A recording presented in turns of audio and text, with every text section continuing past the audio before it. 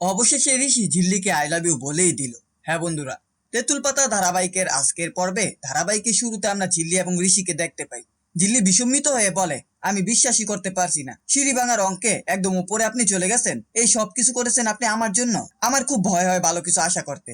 আপনি আমার স্বপ্নের রাজকুমার হয়ে আমার জন্য এত কিছু করেছেন, এটাই আমার জন্য যথেষ্ট, আমি আর কিচ্ছু চাই না।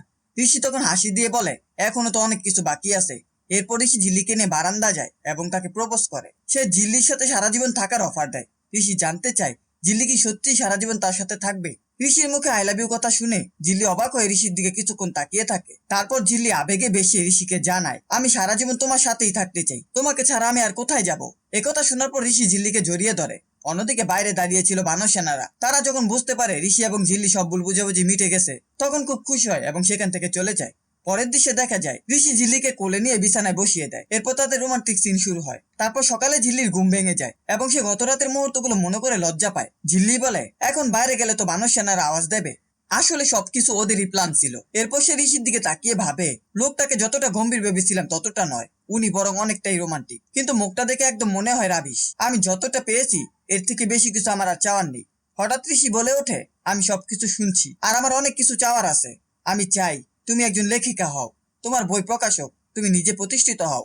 এরপর সিন কাট করে 1 মাস পরের দৃশ্য দেখানো হয়। তেঁতুল পাতার উঠানে ঝিল্লির বই প্রকাশের অনুষ্ঠানের আয়োজন করা হয়েছে। শুরুতে বড় মা অ্যানাউন্স করতে থাকে, কিন্তু তার কথাগুলো এতই গুলিয়ে যায় যে লাচ্চু আর লঞ্জু মিলে বলে, তোমাকে দিয়ে এত কিছু হবে না, তুমি থেমে যাও, যাকে নিয়ে এত সব সেই অ্যানাউন্স করো। এরপর খেয়ালিকে দেখানো হয়, সে তেঁতুল পাতায় ফিরে এসেছে।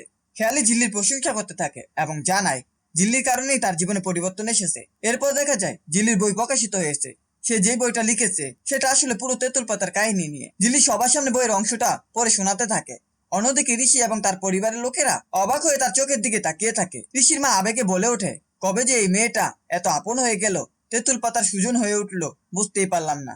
3টা বাচ্চার দায়িত্ব নিয়েছে সে, এখন আমরা নিশ্চিন্ত।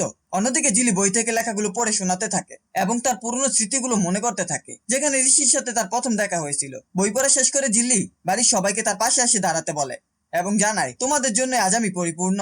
শেষ দৃশ্যে দেখা যায় তেঁতুল পাতা সকলে একসাথে গান গাইতে থাকে। এরপর ঝিল্লি তেঁতুল পাতার সকল মানুষের প্রশংসা করতে থাকে। আর এখানেই ধারাবাহিকের সমাপ্তি ঘটে।